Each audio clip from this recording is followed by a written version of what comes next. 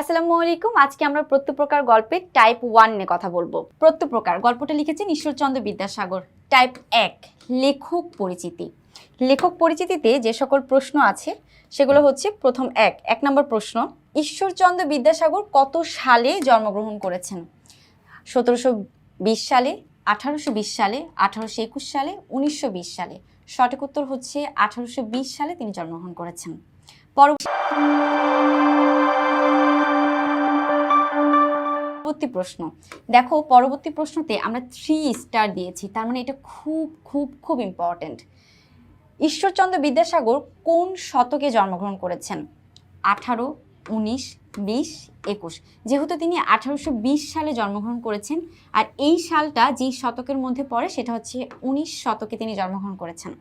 পরবর্তী প্রশ্ন, দয়ার সাগর কোন কবিকে বলা হয়? তোমরা একটু খেয়াল করে দেখো, এই প্রশ্নটা আমরা 2 স্টার দিয়ে রেখেছি, এর মানে এটাও খুব ইম্পর্টেন্ট। আমাদের এই যে বইটি, এটা আমরা 3টা ভাগে ভাগ করেছি, একটা হচ্ছে 3 স্টার দিয়ে, একটা 1 স্টার দিয়ে, একটা হচ্ছে 2 স্টার দিয়ে। পরবর্তী, দয়ার সাগর কোন কবিকে বলা হয়? যেহেতু আমরা প্রত্যপ্রকার নিয়ে আলোচনা করছি আর প্রত্যপ্রকার লিখেছেন ঈশ্বরচন্দ্র বিদ্যাসাগর, সেক্ষেত্রে আমাদের এখানে সঠিক প্রশ্ন হচ্ছে ঈশ্বরচন্দ্র বিদ্যাসাগর, শরৎচন্দ্র চট্টোপাধ্যায়, বিভূতিভূষণ বন্দ্যোপাধ্যায়, আর অপশন আছে তারাশঙ্কর বন্দ্যোপাধ্যায়। উত্তর হবে ঈশ্বরচন্দ্র বিদ্যাসাগর। 4 নম্বর প্রশ্ন, ঈশ্বরচন্দ্র বিদ্যাসাগরের প্রকৃত নাম কি? দেখো, এটা আমরা 3 স্টার দিয়ে সাজিয়েছি, 3 স্টার দিয়ে। তার প্রকৃত নাম, তার মানে এটা আমাদের জন্য খুব ইম্পর্টেন্ট। আমরা 4টে অপশন দিয়েছি, বন্দ্যোপাধ্যায়, চট্টোপাধ্যায়, গঙ্গোপাধ্যায়, মুখোপাধ্যায়। সঠিক উত্তর হচ্ছে ঈশ্বরচন্দ্র বন্দ্যোপাধ্যায়। 5 নম্বর প্রশ্ন, পরবর্তী প্রশ্ন খেয়াল করব, বিদ্যাসাগর কার উপাধি? 5 নম্বর প্রশ্নে বিদ্যাসাগর কার উপাধি? দেখো, এটাও আমরা 3 স্টার দিয়ে সাজিয়েছি, তার মানে এটাও আমাদের জন্য খুব ইম্পর্টেন্ট একটি প্রশ্ন। উত্তর হচ্ছে শরৎচন্দ্র চট্টোপাধ্যায়, সুভাষ মুখোপাধ্যায়, মানিক বন্দ্যোপাধ্যায়, ঈশ্বরচন্দ্র বন্দ্যোপাধ্যায়। সঠিক উত্তর হবে ঈশ্বরচন্দ্র বন্দ্যোপাধ্যায়, যেহেতু আমরা প্রত্যপ্রকার গল্প নিয়ে কথা বলছি। আচ্ছা, আমরা চলে যাব পরবর্তী প্রশ্ন 6 নাম্বার।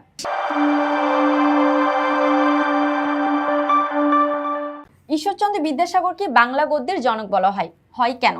দেখো, দানশীলতার জন্য না, তিনি অনেক দান করতেন, সে কারণে তাকে গদ্যের জনক বলা যাবে না। অসামান্য মেধার জন্য না, এটা সঠিক কারণ নয়। সাহিত্যিক গদ্য রচনার জন্য, হ্যাঁ, এটা কারেক্ট উত্তর। অর্থাৎ তিনি সাহিত্যিক অনেক গদ্য রচনা করেছেন, ছোট গল্প বলো, বড় গল্প বলো, উপন্যাসিক ক্ষেত্রেও তিনি অবদান অনেক রেখেছেন, সেজন্য তাকে সাহিত্যিক বা হচ্ছে গদ্যের জনক বলা হয়ে থাকে। 7 নম্বর প্রশ্ন, নিচের কোনটি ঈশ্বরচন্দ্র বিদ্যাসাগরের রচনা নয়? দেখো, এটাতে আমরা রেড স্টার দিয়েছি, আসতে পারে। কোনটা নয়, আমরা একটু ভালো করে অপশনগুলো দেখব। একটা হচ্ছে বেতাল পঞ্চবিংশতি, এটা তার লেখা, তিনি এই গদ্যটা বা এই রচনাটা তিনি লিখেছেন। পরবর্তী হচ্ছে সীতার বনবাস, এই ধরনের গল্পটাও তার লেখা, তার মানে আমাদের এটাও সঠিক উত্তর নয়। ভ্রান্তি বিলাস, এটাও ঈশ্বরচন্দ্র বিদ্যাসাগর লিখেছে, তার মানে আমাদের 7-এর উত্তর 3 নাম্বারটাও হচ্ছে না। তাহলে সঠিক উত্তর কি? মেঘদূত। এখন তোমাদেরকে আমরা বলি, মেঘদূত এই লেখাটি কে লিখেছেন? চট করে এখনই শিখে নাও। মেঘদূত এই লেখাটি, এটা হচ্ছে একটা কাব্যগ্রন্থ, এই কাব্যগ্রন্থটি লিখেছেন আমাদের মধ্যযুগের কবি কালিদাস। আমি আবারও বলছি, আমাদের মধ্যযুগের একজন কবি যার নাম কালিদাস, তিনি হচ্ছেন এই মেঘদূত কাব্যগ্রন্থটি লিখেছেন। আর এটা বিশেষভাবে বলার কারণ হচ্ছে, আমরা যখন বসিক কবিতাটি পড়বো, অর্থাৎ তোমাদের সিলেবাসে বসিক কবিতাটি আছে, বসিক কবিতাটির মধ্যে এই মেঘদূত কাব্যগ্রন্থের উল্লেখ আছে। সেজন্য মাথায় এখন ঢুকায় রাখো যে মেঘদূত কাব্যগ্রন্থটি লিখেছেন মধ্যযুগের কবি কালিদাস, যেটা ঈশ্বরচন্দ্র বিদ্যাসাগরের রচনা নয়।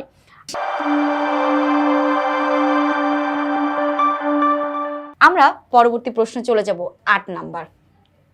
বাংলা ভাষায় জ্যোতিচিহ্ন প্রয়োগের কৃতিত্ব কার?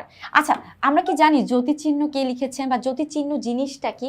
জ্যোতিচিহ্ন হচ্ছে আমরা কোনো বাক্য ব্যবহার করতে গেলে যে সকল চিহ্নগুলো ব্যবহার করি, বিরাম চিহ্নগুলো ব্যবহার করি, সেটাই জ্যোতিচিহ্ন। বিরাম চিহ্নের মধ্যে কি কি আছে? যেমন কমা আছে, সেমিকোলন আছে, দাড়ি আছে, ফুল স্টপ আছে, এগুলাই হচ্ছে এক একটা জ্যোতিচিহ্ন। আর বাংলা ভাষায় জ্যোতিচিহ্ন প্রয়োগের মানে ব্যাখ্যা করার ক্ষেত্রে সবথেকে বেশি কার অবদান রয়েছে? কৃতিত্ব বলতে বোঝাচ্ছে সাফল্য রয়েছে যার বেশি, তিনি হচ্ছেন, যেহেতু আমরা এটা প্রত্যপ্রকার পড়ছি, অবশ্যই ঈশ্বরচন্দ্র বিদ্যাসাগর হবে। বাকি অপশনগুলো আমরা আর দেখলাম না। আচ্ছা, আমরা এখন চলে যাব আমাদের পরবর্তী অপশনে। 9 নম্বর প্রশ্ন, বাংলা গদ্যের জনক কে? রবীন্দ্রনাথ ঠাকুর, ঈশ্বরচন্দ্র বিদ্যাসাগর, সত্যেন্দ্রনাথ দত্ত, বিহারীলাল চক্রবর্তী। অবশ্যই ঈশ্বরচন্দ্র বিদ্যাসাগর। তোমরা কিন্তু ভেবো না যে একই প্রশ্ন দুই জায়গায় দেওয়া হলো। একটু আগে কিন্তু বলা হয়েছিল ঈশ্বরচন্দ্র বিদ্যাসাগরকে গদ্যের জনক বলা হয় কি কারণে, সেটা হচ্ছে সাহিত্যিক গদ্য রচনার ক্ষেত্রে, সেজন্য তাকে হচ্ছে গদ্যের জনক বলা হয়। আর এখন সরাসরি প্রশ্ন করা হয়েছে গদ্যের জনক কাকে বলা হয়, ঈশ্বরচন্দ্র বিদ্যাসাগর থেকে। এখান থেকে আমি তোমাদেরকে আরেকটা প্রশ্ন বলে দিই, আমাদের এরকম ধরনের প্রশ্ন আসতে পারে, বাংলা সাহিত্যে ছোট গল্পের জনক কে? আমি আবারও বলছি, প্রশ্ন আসতে পারে বাংলা সাহিত্যের ছোট গল্পের জনক কে? তখন আমরা আনসার করব রবীন্দ্রনাথ ঠাকুর। আর এখন প্রশ্ন এসেছে বাংলা গদ্যের জনককে। বাংলা গদ্যের জনক আর বাংলা সাহিত্যের ছোট গল্পের জনক দুটো কিন্তু আলাদা প্রশ্ন। তো বাংলা সাহিত্যের ছোট গল্পের জনক যদি বলা হয় তাহলে আমরা লিখবো রবীন্দ্রনাথ ঠাকুর। আর এখানে হচ্ছে বাংলা গদ্যের জনককে, তখন আমাদের উত্তর হচ্ছে ঈশ্বরচন্দ্র বিদ্যাসাগর। আচ্ছা, আমাদের টাইপ অনের আরেকটি লাস্ট প্রশ্ন, সেটি হচ্ছে নিচের কোনটি ঈশ্বরচন্দ্র বিদ্যাসাগরের অবদান, অর্থাৎ তিনি খুব বিশেষ করে যেটাতে নিজের অবদান রেখেছেন, দেখো সেটা কি হতে পারে। আমরা একটু অপশনগুলো লক্ষ্য করি। 1 নাম্বার, ভাষার ব্যুৎপত্তি নির্ণয়। ভাষা ব্যবহারে যিনি খুব পারদর্শী তাকে ব্যুৎপত্তি নির্ণয় বলা হয়। তিনি কি সেটা ক্ষেত্রে অবদান রেখেছেন? না। নতুন শব্দের যথার্থ প্রয়োগে অবদান রেখেছেন? এটাও না। অর্থাৎ নতুন শব্দ ব্যবহার করার জন্য তিনি রেখেছেন কিনা, এটা সঠিক উত্তর না। গদ্যের বাইরের জৌলুস আবিষ্কার। আচ্ছা, এখানে জৌলুস বলতে বোঝাচ্ছে চাকচিক্যময়, অনেক বেশি হচ্ছে আড়ম্বরপূর্ণ, এই সকল জিনিসগুলোকে জৌলুস বলা হয়। তো তিনি কি গদ্যের বাইরে চাকচিক্যময় বেশি আবিষ্কার করেছেন? না, এরকম কোনো কিছু তিনি আবিষ্কার করেন নাই, তার মানে এটাও না। গদ্যের অভ্যন্তরীণ শৃঙ্খলা আবিষ্কার, এটা কারেক্ট আনসার। কিভাবে? তিনি গদ্যের জনক, তার মানে আমি এটা ধরে নিচ্ছি তিনি এটা লিখেছেন গদ্য। অভ্যন্তরীণ অর্থাৎ সকল গল্পের ভেতরকার, অভ্যন্তরীণ বলতে ভেতরকার আবিষ্কারকে বোঝায়, ভেতরকার শৃঙ্খলা তিনি আবিষ্কার করেছেন। শৃঙ্খলা মানে তিনি খুব সুন্দর করে পারদর্শীভাবে তিনি এই জিনিসগুলা সাজিয়েছেন এবং লিখিয়েছেন। তার মানে আমাদের উত্তর হচ্ছে 4, 10-এর 4।